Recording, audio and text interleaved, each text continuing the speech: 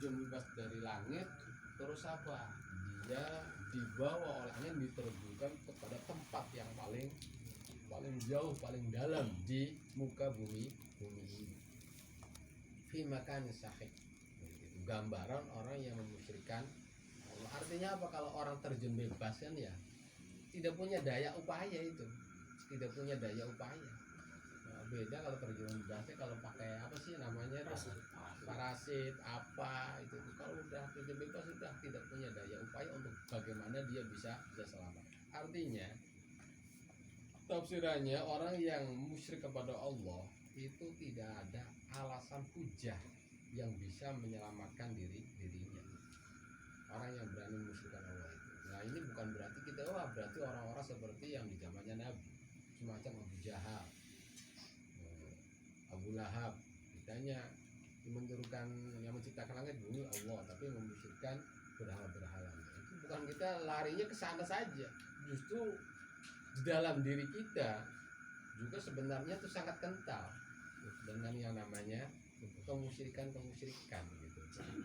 Seperti ibadah tujuannya selain Allah, bahkan kalau udah kelas tinggi tujuannya surga, nah, tujuannya supaya hidupnya enak di dunia ini, wah itu gitu.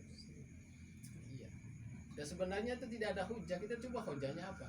Kita ibadah tujuannya pengen masuk surga, kita ibadah pengen selamat dari siksa neraka gitu tuh. Apa hujah kamu dengan keinginan seperti itu gitu. Nah, itu tidak ada sebenarnya, tapi oleh ulama ya udahlah nggak apa-apa lah, berarti masih mikirin akhirat itu. Masih mikirin akhirat. Kalau ibadah pengen surga, ibadah pengen selamat dari api neraka ya kalau ulama itu. Tapi kalau udah kelas itu ya termasuk ya ibadah itu apa ya termasuk musyrik. Apalagi kita pengen dipuji, pamer, pengen dianggap baik, pengen musibah di dunianya pengen hilang semua dengan ibadah kita, wah habis sudah itu mah jauh. Sebenarnya itu hujahnya itu tidak ada sama sekali, sangat lemah. Seperti orang yang terjun bebas. Umpamanya gitu, umpamanya kita hidup 100 tahun. 100 tahun. Terus Allah dimasukkan ke neraka. Terus kita hujah Allah, kita itu ibadah selama 100 tahun tidak pernah bermaksiat, masa saya dimasukkan neraka? Itu oleh Allah itu sangat mudah sekali untuk memasukkan dia ke neraka itu sebenarnya, walaupun dia selama hidup tidak pernah bermaksiat sekejap pun gitu. Kalau tidak pernah bermaksiat selama 1000 tahun tetap aja itu.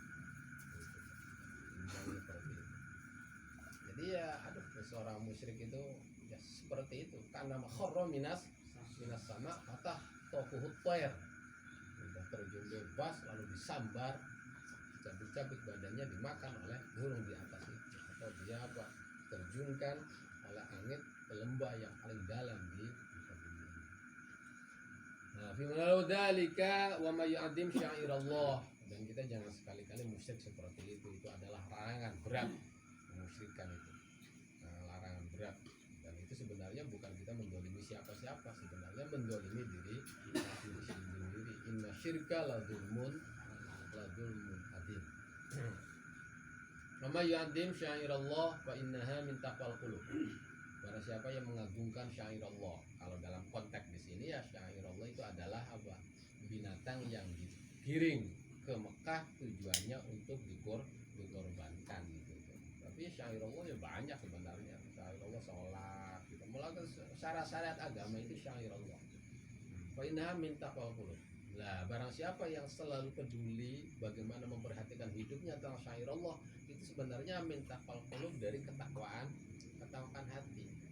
Nah, contoh kecil lah, kita sholat, kita benar-benar persiapan supaya sholat kita itu bukan cuma sekedar adanya sholat, tapi bagaimana kita itu sholat itu sesuai dengan agama. Makanya persiapannya lah itu termasuk wa may yu'azzim syairallah, itu ada min taqwal qulub.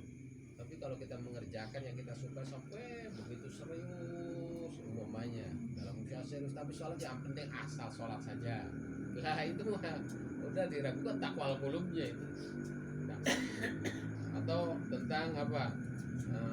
Tentang anjuran-anjuran bagaimana hati itu dijaga gitu tuh. Nah, udahlah. berjalan seperti biasa saja, tidak ada perhatian khusus tentang, ya termasuk ya ditanyakan tentang takwa qulubnya. Jadi orang yang takwanya hebat, bagaimana serius dalam menjalankan semua perintah Allah dan berusaha menjauhi semua larangan Allah. Apapun perintahnya, sekecil apapun itu diseriusi, dianggapnya serius saja, udah hal yang serius semua perintah Allah itu. Dan orang yang selalu berpikir seperti itu, fa innaha min taqwal. Kalau asal-asalan, kalau dalam itu nggak korban, umpamanya yang penting hewan yang sah aja lah, udahlah korbannya lah ya itu. Tapi kalau ini mau korban harus yang paling hebat, mahal, apalah itu berarti min taqwal. Itu dari hati. At-taqwa hauna. Lakum fiha manafi ila ajalin musamma.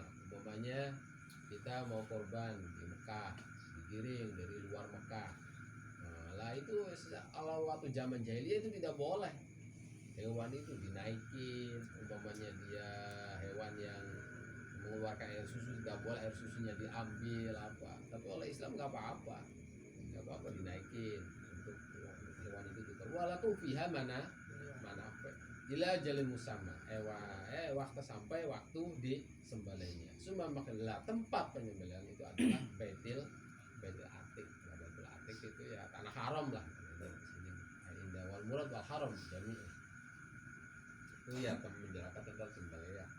Nanti kan yang namanya sembelihan itu walikulli ummatin ja'alna mansakan, dan setiap umat jamaah